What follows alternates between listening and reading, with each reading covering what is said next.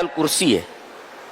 اگر کوئی آیت الکرسی پڑھ کر کے سو جائے تو اللہ تبارک و تعالیٰ ایک حفاظت کرنے والے کو اس کے اوپر مقرر کرتا ہے, وہ حفاظت کرتا ہے اس کی, اور صبح تک شیطان اس کے قریب نہیں آتا. یہ بخاری شریف کی ایک روایت سے ثابت ہے.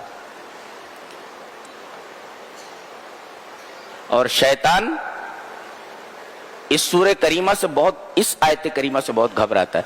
اور پورے قرآن حکیم میں سب سے عظیم آیت یہی ہے, آیت الکرسی. غور سے سن رہے ہیں, اس میں 5 اللہ کے اسماء حسنی ہیں. 5 اسماء حسنی ہیں. اللہ لا الہ اللہ اس کا نام ہے, الحی 2, قیوم 3, اور علی العظیم, علی اور عظیم, یہ 5 اللہ کے اسماء حسنی ہیں. تو 5 اسماء حسنی اس آیت کریمہ میں ہیں, اور 25 سے زائد صفات عالیہ ہیں. 5 نام ہیں اور 25 سے زائد صفات ہیں. مثلا ایک صفت یہ ہے, لا تاخذہ سنۃ ولا نوم, اسے اونگ نہیں آتی اور اسے نیند نہیں آتی. اونگ نہیں آتی اور نیند نہیں آتی. اونگ جو ہے یہ غفلت کی ابتدا ہے, اور نیند غفلت کی انتہا ہے.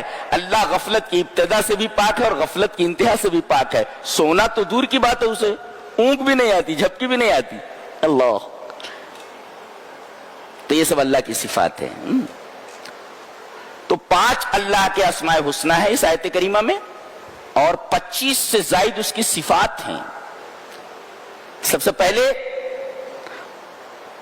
اللہ کے بعد کہ اللہ ہی عبادت کے لائق ہے, استحقاق الوہیت کی پہلی دلیل دی گئی کہ اللہ ہی عبادت کے لائق کیوں ہے. سوال ہے نا, گویا کہ استحقاق الوہیت کیوں اللہ کے لیے؟ جواب دیا گیا اس لیے کہ وہ الحی ہے, زندہ ہے. اللہ اکبر, یہ استحقاق الوہیت کی پہلی دلیل ہے. عبادت کے لائق ہے یہ کیوں؟ اس لیے کہ وہ زندہ ہے.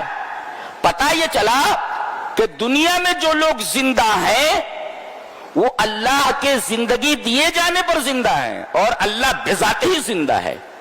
اس کی حیات کسی کی عطا نہیں ہے, اور ہم لوگوں کی حیات اللہ کی عطا ہے, اس لیے وہ حی ہے. پتہ یہ چلا کہ جو لوگ مر گئے, جو لوگ مرنے والے ہیں, اور وہ چیزیں جس کے اندر جان ہی نہیں ہے, یہ کوئی بھی عبادت کے لائق نہیں ہے. اس لیے کہ معبود ہونے کے لیے ضروری ہے, عبادت کے لائق ہونے کے لیے ضروری ہے کہ وہ زندہ ہو.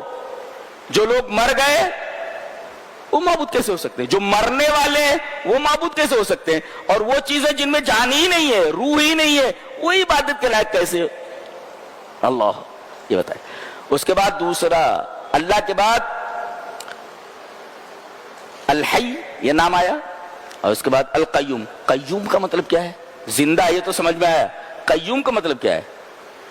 اسی کی دی ہوئی زندگی سے ہم زندہ ہیں, اور اسی کے قائم کرنے سے ہم لوگ قائم ہیں. کائنات کی ہر شے اسی کے قائم کرنے سے قائم ہے. اس کو یوں سمجھاؤں کہ کائنات کے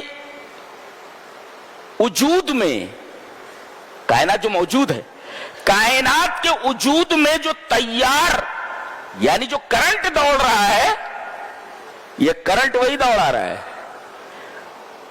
اور انقطع هذا التیار يتحول الكون الى صفر. اگر اللہ تبارک و تعالی اس کرنٹ کو کاٹ دے تو پوری کی پوری کائنات, پوری یونیورس زیرو ہو جائے گی. يتحول الكون الى صفر, صفر ہو جائے گی وہ. اللہ اکبر. گویا کہ پوری کائنات کے وجود میں جو کرنٹ دوڑ رہا ہے یہ وہی دوڑا رہا ہے, اور اگر اس کرنٹ کو وہ کاٹ دے تو پوری کائنات صفر کے درجے پر آ جائے گی, پوری کائنات فنش ہو جائے گی, ختم ہو جائے گی. یہ بتایا گیا. تو ہر چیز اسی کے قائم رکھنے کی وجہ سے قائم ہے, اس کے باقی رکھنے کی وجہ سے باقی ہے, اس وجہ سے وہ قیوم ہے, اور وہ خود بخود قائم ہے. جیسے خود بخود زندہ ہے ایسے خود بخود قائم ہے، اور ہم لوگوں کی زندگی اس کی عطا کی ہوئی زندگی ہے، اور ہم لوگوں کا قیام، ہم لوگوں کی بقا اس کے قائم کرنے کی وجہ سے، اس کے باقی رکھنے کی وجہ سے. انڈرسٹینڈ جی؟